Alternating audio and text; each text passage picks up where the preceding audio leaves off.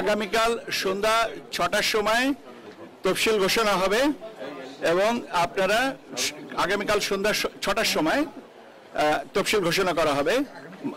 মাননীয় প্রধান নির্বাচন কমিশনার তফসিল আপনার অন এয়ারে আপনাদেরকে জানিয়ে দিবেন।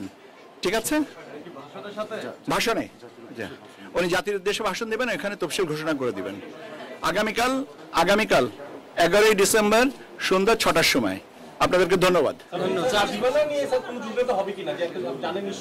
আমরা সীমানা নিয়ে যে একটা খবর পেয়েছি, আমরা অ্যাডভোকেট অন রেকর্ড অথবা শর্ট কি বলে অর্ডার পাওয়ার পরে এ বিষয়ে কমিশন সিদ্ধান্ত নেবেন। কালকে 3 আসন আপনার তফসিল কালকে ঘোষণা করা হবে। এখন পর্যন্ত সিদ্ধান্ত হচ্ছে 300 আসনে, কারণ আমরা এখনো পর্যন্ত তো কোর্টের কোনো অর্ডার পাইনি। অর্ডার পাওয়ার পরে যদি সংশোধন লাগে সেটাও সেভাবে করা যাবে। হ্যাঁ,